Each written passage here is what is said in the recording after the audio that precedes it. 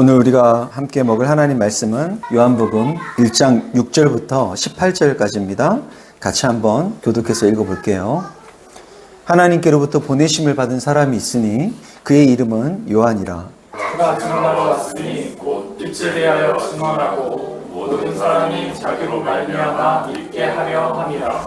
그는 이 빛이 아니요 이 빛에 대하여 증언하러 온 자라. 참빛 곧 세상에 와서 각 사람에게 비추는 빛이 있었나니 그가 세상에 계셨으며 세상은 그로 말미암아 지은 바 되었으되 세상이 그를 알지 못하였고 이 땅에 오매 자기 백성이 영접하지 아니하였으나 영접하는 자 곧 그 이름을 믿는 자들에게는 하나님의 자녀가 되는 권세를 주셨으니 이는 혈통으로나 육정으로나 사람의 뜻으로 나지 아니하고 오직 하나님께로부터 난 자들이니라.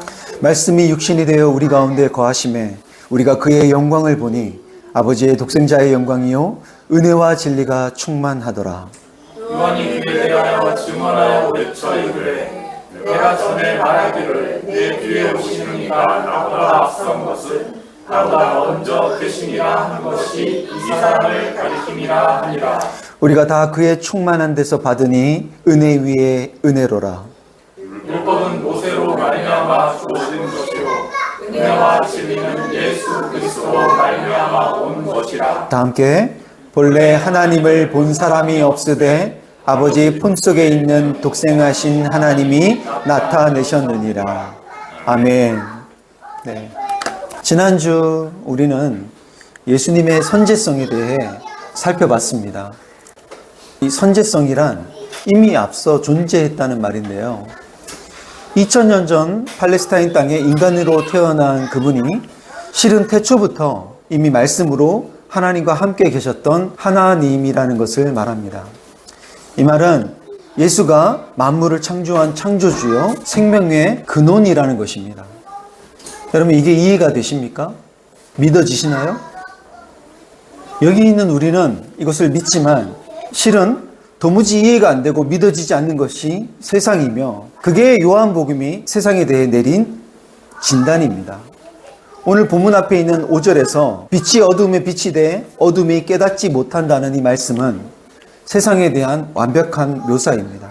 어둠으로 묘사한 세상은 세상에 와서 각 사람에게 비치는 그 빛을 알지 못합니다. 앞을 보지 못하는 눈먼 장님에게 아무리 찬란한 태양빛을 비추어도 그 빛을 볼 수 없는 것처럼 영적인 어둠 속에 갇힌 세상은 빛을 보지 못합니다. 빛이 그 빛을 비춰도 세상은 알지 못합니다. 세상에 대한 이보다 확실한 진단이 있을까요? 우리를 경이롭게 하는 자연 만물과 그 만물의 중심에서 만물을 다스리는 인간과 그 관계의 역동 속에서 수많은 역사가 쓰여진 우리가 살고 있는 이 세상을 우리가 보면서 자연스럽게 하나님을 알게 된 사람은 거의 없습니다. 자연 만물을 들여다보며 어떤 법칙을 발견하거나 그것이 상호관계하며 작동하는 것을 보면서 세상의 이치나 원리에 대해 깨닫기도 하고 어렴풋이 신이 존재하는구나 그렇게까지는 알 수 있을지 모르겠지만 그 신이 하나님이라는 것, 그 하나님이 예수라는 것은 더더욱 알지 못합니다. 성경을 통해 하나님 자신을 나타내 알려주셨어도 알지 못하는 건 마찬가지였습니다. 이미 하나님 자신을 알려주셔서 그 누구보다도 잘 알 법한 이스라엘, 그 이스라엘조차도 정작 그분을 알아보지 못했습니다. 그분이 심지어 자기 땅에 오셨는데도 그 백성이 된 그들은 그분을 영접하지 않았습니다. 거부했어요. 바로 그것이 세상입니다. 그래서 빛이 어둠에 빛이 돼 어둠이 깨닫지 못하더라는 이 말은 슬프지만 뼈아프지만 사실입니다. 이미 하나님을 믿는 사람들은 사람들이 왜 하나님을 믿지 못할까? 왜 저렇게 완악할까 마음이 하면서 세상이 하나님을 거부하는 것을 이상히 여기는 경우가 있는데요. 그러나 여러분 우리는 착각하면 안 됩니다. 거부하는 것이 이상한 것이 아니라 믿는 것이 이상한 것이에요.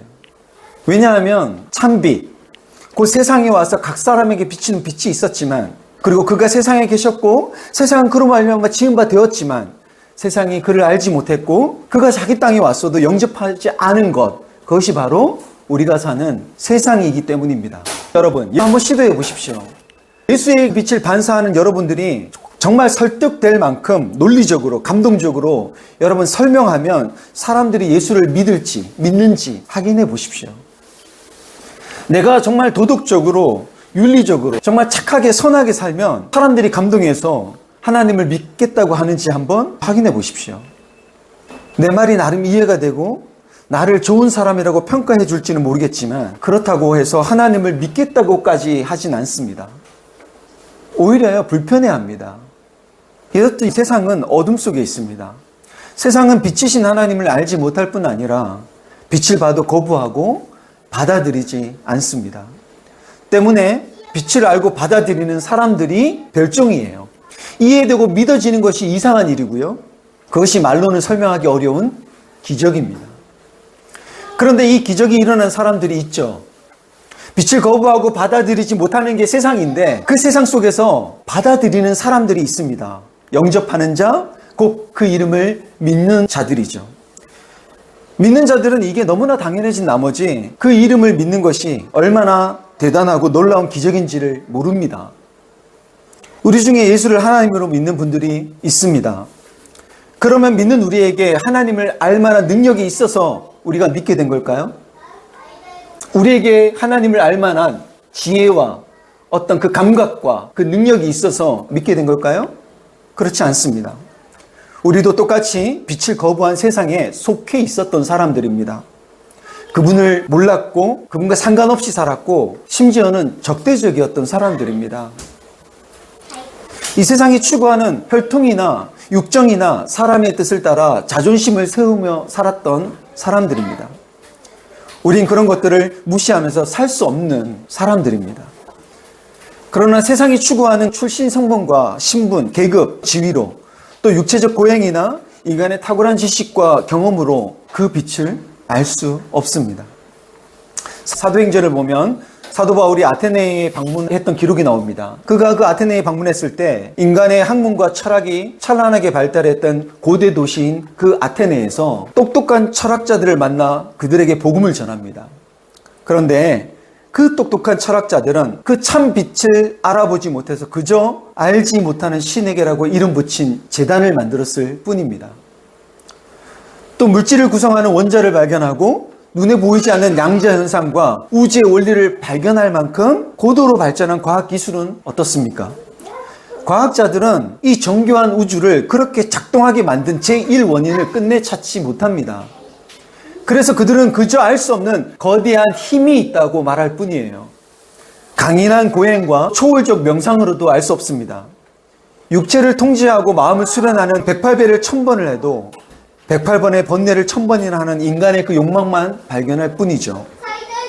템플스테이 하는 분들을 보면 그 순간은 잠시 마음이 비워지는 것 같아요. 경건해지고 평안해지는 것 같습니다. 그러나 그것은 잠시죠. 끝나고 나면 못 먹었던 것, 못했던 것들, 그 끓어오르는 그 욕망을 주체하지 못하고 더 많이 채웁니다. 그럼에도 우리가 살고 있는 이 세상은 진리이신 하나님을 거부하고 하나님의 자리를 최신 유행의 대안들로 끊임없이 대체하려 합니다.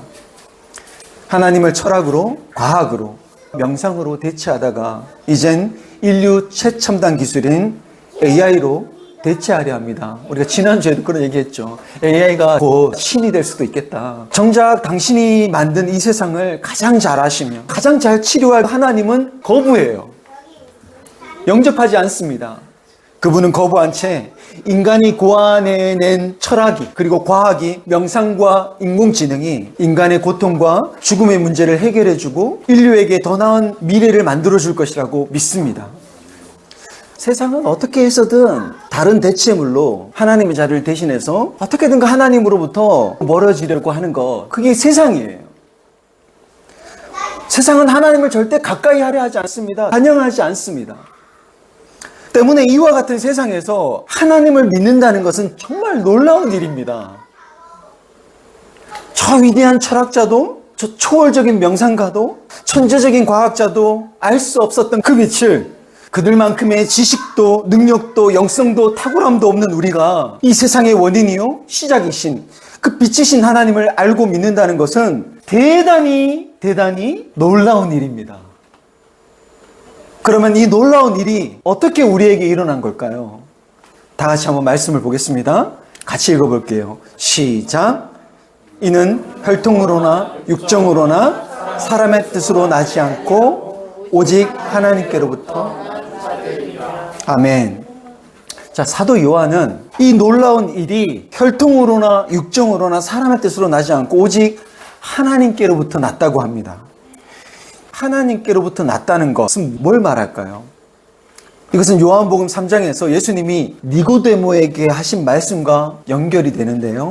자, 니고데모가 어느 날 밤에 예수님을 몰래 찾아가서 선생님이요, 사람이 어떻게 하면 영생을 얻겠습니까? 라고 묻습니다. 그 질문에 예수님은 이렇게 말씀하세요. 사람이 거듭나지 않으면, 즉 위로부터 다시 태어나지 않으면 하나님 나라를 볼 수 없느니라. 이렇게 말씀하십니다. 그러자 니고데모는 아니 선생님, 다 늙은 사람이 어떻게 다시 태어날 수 있습니까? 엄마 뱃속에 다시 들어갔다가 나오라는 것입니까? 이렇게 묻자 예수께서 이렇게 말씀하십니다. 사람이 물과 성령으로 나지 않으면 하나님 나라에 들어갈 수 없느니라. 예수께서 하나님 나라를 보려면, 그 안에 들어가려면 다시 태어나야 되는데, 그것은 엄마 뱃속에 다시 들어갔다가 나오는 육체적인 일이 아니라 죄로 인해 영적으로 죽었던 인간이 이 생명의 물이신 예수와 그 예수가 하나님이라는 것을 깨닫게 하시는 그 성령의 사역을 통하여서 새롭게 돼야 한다는 것입니다. 즉 우리가 하나님을 믿게 된 것은 위로부터 오는 전적으로 하나님이 하시는 일이라는 거예요. 전적으로 하나님이 하시는 일. 하나님을 알고 믿게 된 것이 단 일도 나의 공로가 아니라는 것입니다. 믿음은 전적인 하나님의 선물입니다. 내가 믿은 것이 아니라 믿게 해주신 것입니다. 여러분이 어떻게 예수를 믿게 되었는지 한번 생각해 보십시오. 하나님에 대한 거부감과 그 반감과 세상 학문에 의해서 생겨난 수많은 의심들, 그 의심들이 어떻게 나에게서 눈 녹듯 사라졌는지를 한번 생각해 보십시오. 우리 안에 수많은 반감, 거부감, 의문들이 있잖아요. 의심들이. 근데 그 모든 것에도 불구하고 하나님을 믿게 된 것, 이것이 내 편에서의 이성적인 노력과 탐구 때문인가요? 아마 아닐 겁니다. 내 편에서는 도저히 믿을 수 없었는데 하나님 편에서 감겨있던 내 눈을 열어주셨기 때문에 비로소 그 참빛을 보기 시작했고 믿어지게 되었을 것입니다. 그렇다면 눈먼 우리로 하여금 참빛을 보고 믿게 하시려고 하나님 측에서 전적으로 우리에게 행하신 일이 뭔가요? 바로 오늘 말씀에서처럼 말씀이 육신이 되어 우리 가운데 거하신 성육신입니다. 말씀이 육신이 되어 우리 가운데 거하심이라는 이 한 문장은 복음의 핵심이 다 들어있는 놀라운 말씀인데요. 이 말은 창조주가 피조물이 되셨다는 것이고요. 영원하신 분이 시간을 입으셨다는 것이고요. 보이지 않는 하나님이 볼 수 있는 인간이 되셨다는 것입니다. 그분이 그렇게 우리 가운데 거하셔서 우리가 보게 된 것이고 보고 기록하여 증언하게 된 것입니다. 여기서 거하심에라는 말은 문자 그대로 번역하면요, 장막을 치셨다는 스케노이입니다. 구약시대 때 이스라엘 백성들이 거친 광야길을 걸어갈 때 하나님은 저 멀리 하늘에만 계시지 않으셨고 백성들이 친 그 진영 한가운데 장막을 치고 텐트를 치고 그들과 함께 동행하셨습니다. 그렇게 광야에서 장막 가운데 임재하셨던 그 하나님께서 이제는 예수라는 그 육신의 몸을 입고 우리 가운데 장막을 치신 것입니다. 하나님이 우리를 그렇게 만나러 오신 것이에요. 보고 듣고 만질 수 있는 인간으로 그분이 나에게 오신 것입니다. 그렇게 그분이 나를 찾아오신 사건, 그것이 바로 성육신입니다. 우리가 어둠 속에 있을 때, 그래서 빛을 거부할 때에도 교만하고 그 어리석은 우리에게 언제나 그분이 먼저 찾아오십니다. 왜 그렇게 하실까요? 하나님이 세상을 이처럼 사랑하사 그렇게 하십니다. 요한은 바로 이 예수 안에서 은혜와 진리가 충만함을 봅니다. 도무지 볼 수 없는 창조주 하나님을 피조물의 눈으로 보게 된 것이 은혜요. 우리 앞에 마침내 실체로 나타나신 그 하나님은 진리입니다. 그 놀라운 은혜와 진리가 충만한 것을, 즉 가득 차서 흘러 넘치는 것을 예수 안에서 본 것입니다. 그러므로 우리가 예수를 보고 믿고 주라고 고백하게 된 것은 내 인생 최고의 기적이며 가장 영광스러운 사건입니다. 이 사실에 우린 놀라야 하고 감격해야 하지만 우린 너무나 당연한 듯 감격 없이 살아갑니다. 여러분, 최근에 내가 예수를 믿는 사실에 놀라거나 감격해 보신 적 있습니까? 대체로 우리 감격 없이 살고 있지 않나요? 우리는 예수를 믿어서 내 삶에 어떤 문제가 해결되거나 자녀가 좋은 대학에 가거나 취업을 하거나 주식이 늘어나는 일에는 입이 귀에 걸릴 정도로 놀라고 기뻐하지만 정작 예수를 믿는다는 이 우주적인 기적 앞에는 그다지 놀라지도 감격하지도 않습니다. 참 못나지 않았습니다. 본래 하나님을 본 사람이 아무도 없어 세상에 그 어떤 철학자도 과학자도 영성가도 하나님을 제대로 설명할 수 없었는데 아버지 품속에 있던 독생하신 하나님이 내 삶에 찾아와서 그 하나님을 나타내셨습니다. 독생하신 하나님이 나타내셨느니라는 이 말의 어원은요, 엑세게오마이라는 말입니다. 엑세게오마이. 여기서 엑스지셔스가 나왔습니다. 주의 해석이라는 뜻이죠. 즉 예수님은 하나님에 대한 완전한 해설이라는 거예요. 그렇게 말씀이 육신이 되어 우리 곁에 찾아와 완벽하게 당신을 해설해 주시고 나로 하여금 믿게 하신 이 일이 여러분 얼마나 놀랍고 얼마나 엄청난 일입니까? 바라건대 내가 예수를 믿는 것에 감탄하고 경탄하고 감사할 수 있는 저와 여러분이 되길 바랍니다. 오늘 본문 17절은 이 예수의 찾아오심을 구약의 가장 위대한 지도자인 모세와 비교하면서 설명하는데요. 같이 한번 읽어보겠습니다. 시작. 율법은 모세로 말미암아 주어진 것이요 은혜와 진리는 예수 그리스도로 말미암아 온 것이라. 모세로 말미암아 하나님의 뜻인 율법이 왔다면 예수로 말미암아 은혜와 진리가 왔습니다. 율법이 하나님의 그림자로 왔다면 예수는 하나님의 실체로 오셨습니다. 율법이 하나님의 뜻을 알려주셨다면 예수는 그 뜻만이 아니라 하나님의 심정을 보여주셨습니다. 율법이 죄를 드러냈다면 예수는 죄를 씻으셨습니다. 율법이 똑바로 살아라라고 말한다면 예수는 내가 너와 함께 하겠다라고 말씀하십니다. 여러분이 하나님이 어떤 분인지 알고 싶다면 예수님을 보면 됩니다. 이 예수님을 보게 하려고 빛에 대하여 가장 먼저 증언한 사람이 세례 요한이라는 사람이었습니다. 그는 빛이 아니라 빛에 대하여 증언하러 온 자였습니다. 요한복음이 서두에서 이 얘기를 왜 하는 걸까요?